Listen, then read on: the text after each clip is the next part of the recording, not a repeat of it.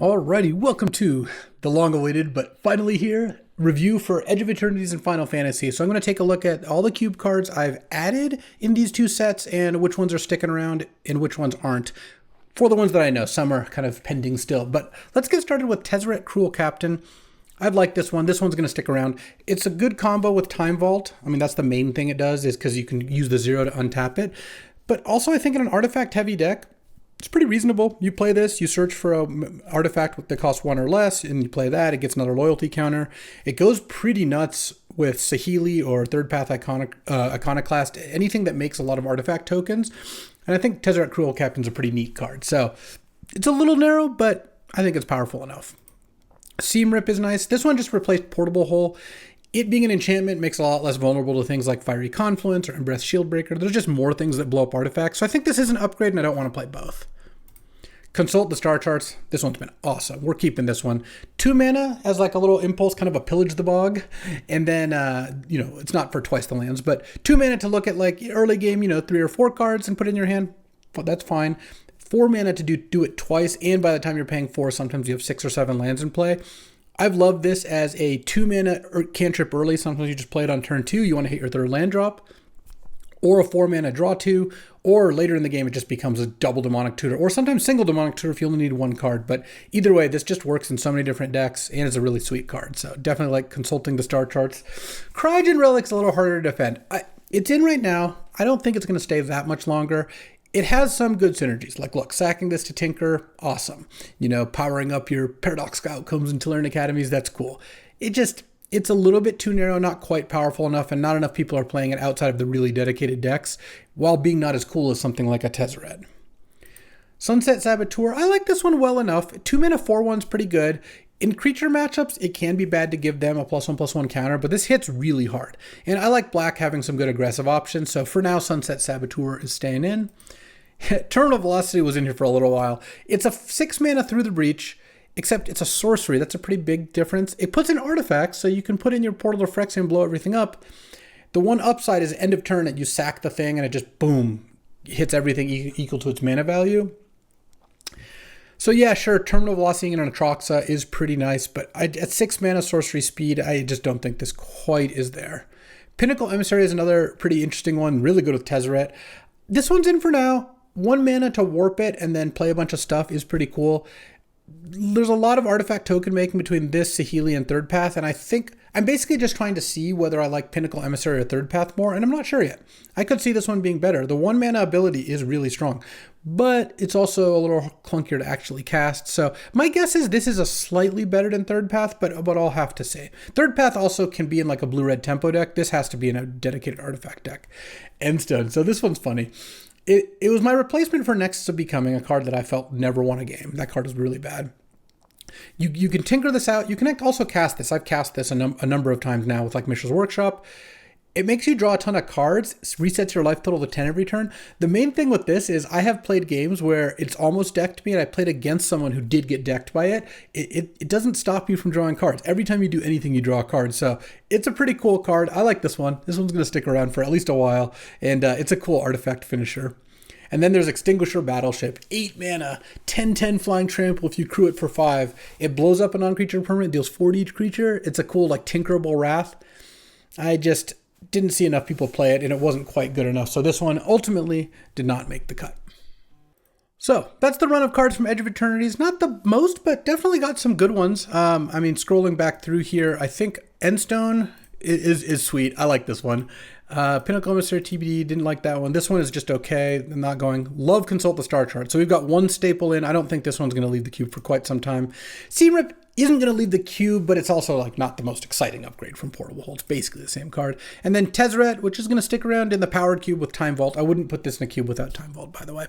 So not the best haul, but not the worst. Let's check out Final Fantasy. There's some really good ones in that too. All right, starting with Good King Mog, which I recently learned in the last game I played with this. It actually has flying. It's got so much text on the card. So it's 5 mana, 4/4 flying lifelink that makes 2 1/2s with lifelink. That's pretty good. I mean, that's a lot of lifelinking stats, puts a lot of stuff on the board. Very good against aggro. The next 2 turns, whenever you cast a non-creature spell, you can create a copy, a token that's a copy of a non-saga token you control. So you don't copy this, then go infinite on them. But I had a really funny game with this where they Fallen Shinobi'd my Eagles of the North. So Eagles hit play on their side, which is a rarity. Eagles doesn't usually see the battlefield. It's mostly cycle, right? That's the 3/3 land cycler that ETB gives all your team +1/+0 in first strike. On my turn, Good King Mog ticked up to 2, so I had its effect going. I cast Fracture Identity on the Eagles, killing their Eagles, making another Moogle copy, and then pumping my whole team. And then I cast a non-creature spell and copied the Eagles because it was a token, because I got it off Fracture Identity, giving my whole team another +1/+0 in first strike. I did win that game. And then lastly, the last part of this, which I've never seen it get to, because if you have a 4/4 flying lifelink, the game usually ends by then. This would put 2 +1/+1 counters on all your Moogles. So I like Good King Mog. It's a 5-mana card. Those have pretty high barrier to entry, but this one has cleared it. So I like Good King Mog. This one's going to stick around. Hildebrand Mandeville, a little less so. So this is 2 mana for a 2/2 that pumps all your tokens, or 3 mana for an instant make a 2/2 token.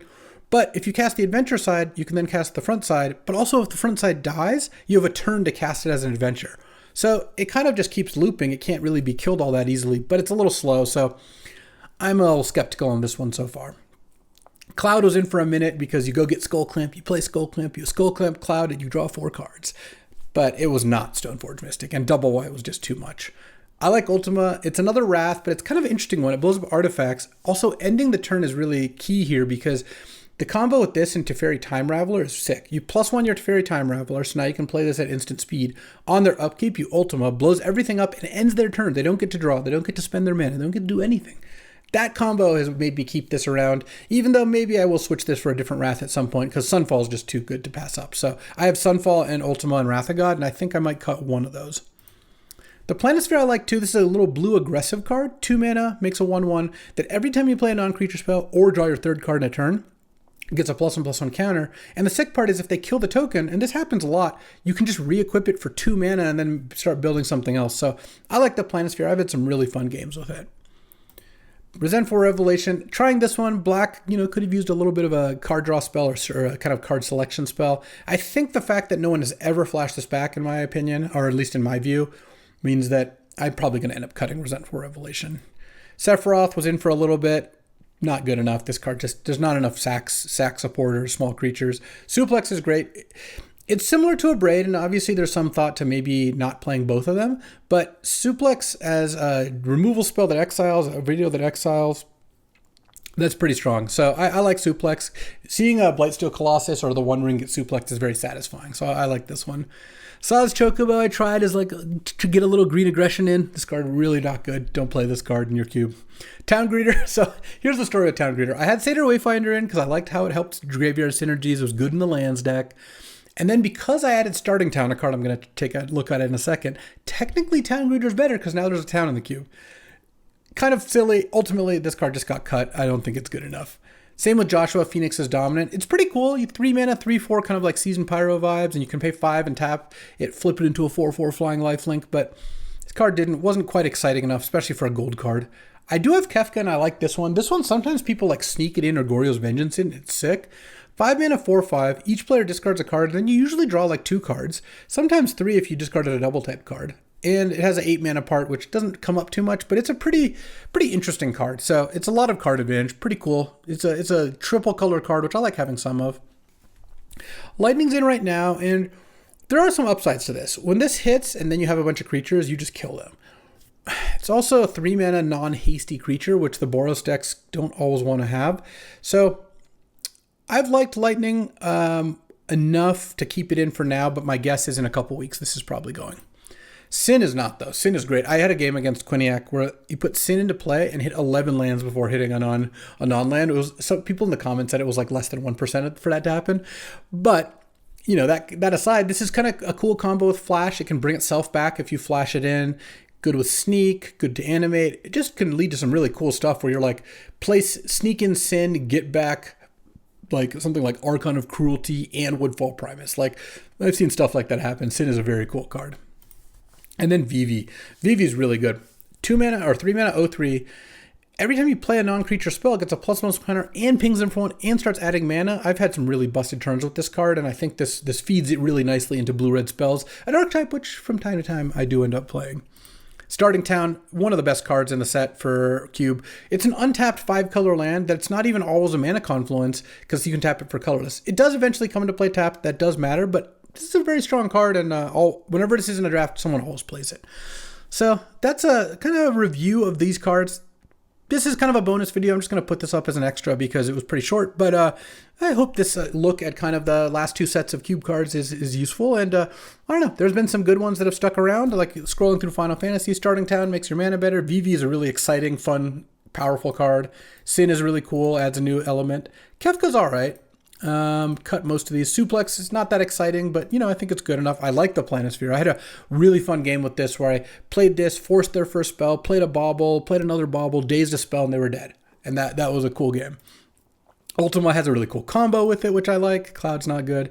Probably going to cut Hildebrand. And I like good King Mog. So, again, a pretty decent haul, and these are the last 2 sets of cards for the Cube. So let me know if I missed anything. I'm also always on the lookout for obscure, fun cards for Cube, even from a million years ago. So you can drop them in the comments. I read basically every comment. I don't always respond, of course, but I do read basically everything. If you have good Cube suggestions, I'm all ears. So that'll do it for this little look at these cards. As always, thanks for hanging out with me, and let's get to a draft, shall we? Next video up, I'm sure is going to be one. Thanks for watching. If you enjoyed this video, make sure to hit that like and subscribe button. It helps out the channel, and you won't miss a single draft.